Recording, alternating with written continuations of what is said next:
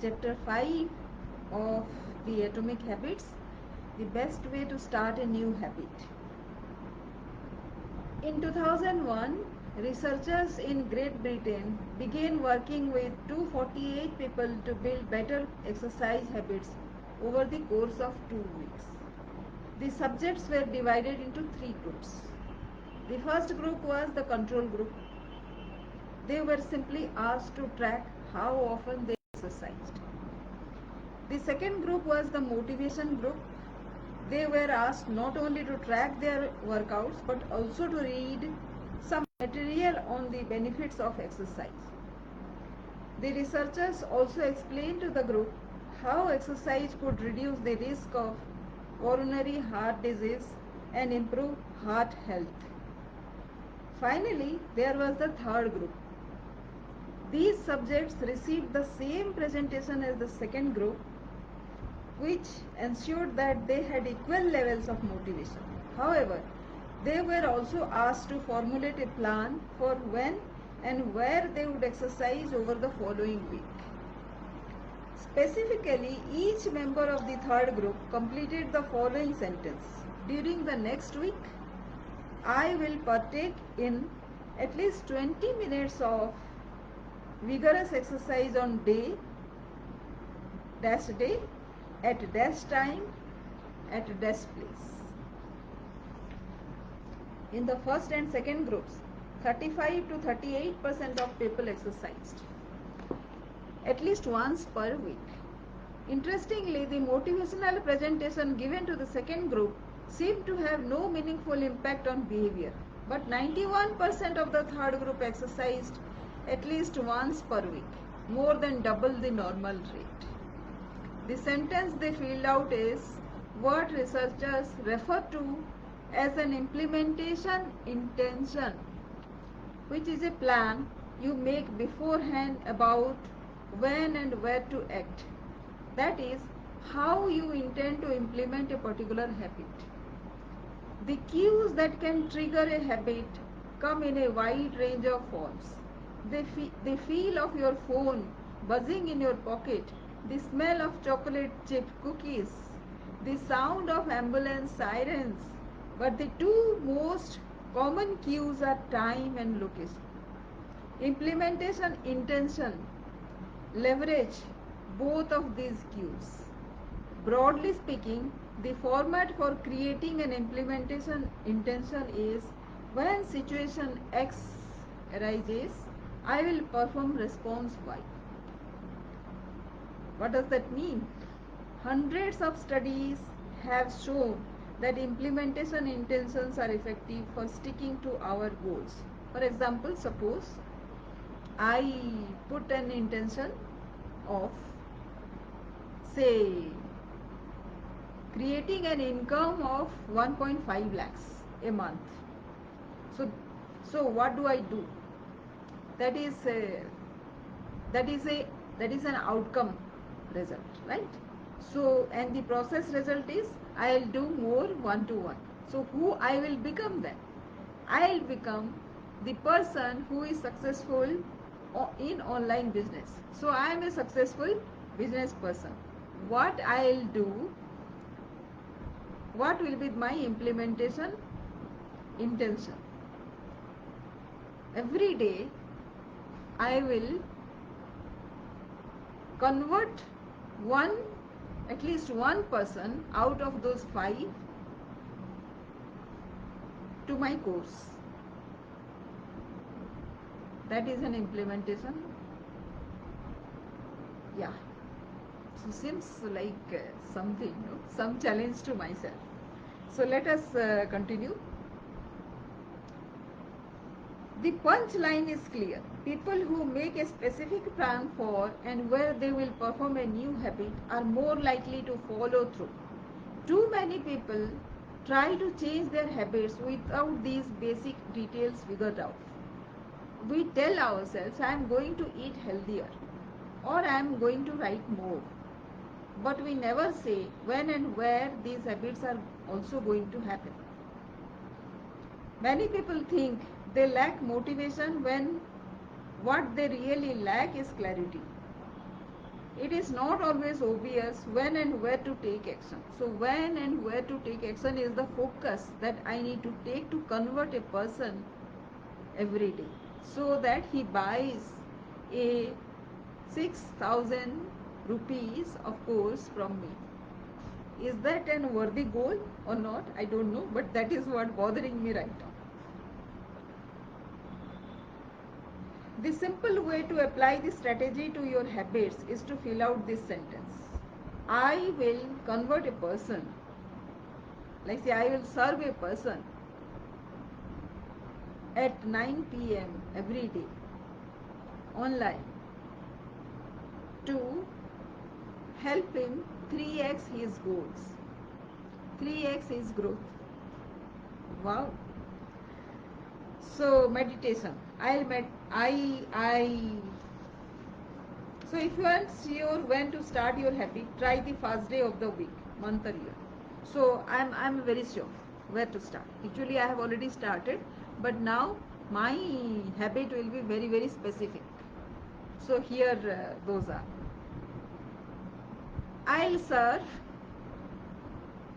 at least one person at 9 p.m. to 3x his goal. I will serve every day at 9 p.m. at least one person to 3x his growth. Yes. There is another benefit to implementation intentions. Being specific about what you want and how you will achieve, it helps you say no to things that derail progress, distract your attention, and pull you off course. We often say yes to little requests because we are not clear enough about what we need to be doing instead. Give your habits a time and space to live in the world. Now, habit stacking. A simple plan to overhaul your habits. The French philosopher Denis Diderot lived nearly his entire life in poverty, but that all changed one day in 1765. Diderot's daughter was about to be married and he could not afford to pay for the wedding. Despite his lack of wealth, Diderot was well known for his role as the co-founder and writer of Encyclopedia, one of the most comprehensive encyclopedias of the time. When Catherine the Great, the Empress of Russia, heard of Diderot's financial troubles, her heart went out to him. She was a book lover and greatly enjoyed his encyclopedia. She offered to buy Diderot's personal library for £1,000, more than $150,000 today. Suddenly, Diderot had money to spare. With his new wealth, he not only paid for the wedding but also acquired a scarlet robe for himself. Diderot's scarlet robe was beautiful, so beautiful, in fact, that he immediately noticed how out of place it seemed when surrounded by his more common possessions. He wrote that there was no more coordination, no more unity, no more beauty between his elegant robe and the rest of his stuff. Diderot soon felt the urge to upgrade his possessions. He replaced his rug with one from Damascus. He decorated his home with expensive sculptures. He bought a mirror to place above the mantel and a better kitchen table. He tossed aside his old straw chair for a leather one.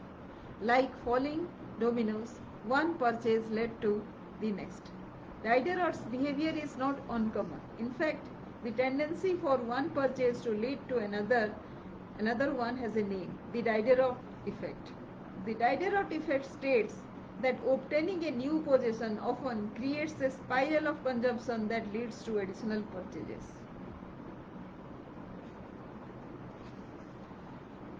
So, the habit stacking formula is, after this one-to-one habit, this one-to-one serving of one person at least,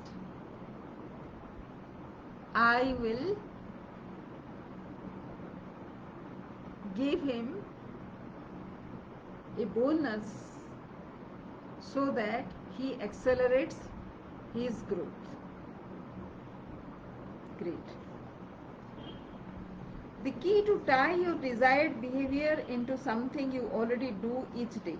Once you have mastered this basic structure, you can begin to create larger stacks by chaining small habits together.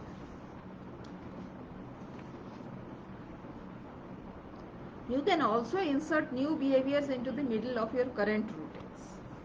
No matter how you use this strategy, the secret to creating a successful habit stack is selecting the right cue to kick things off.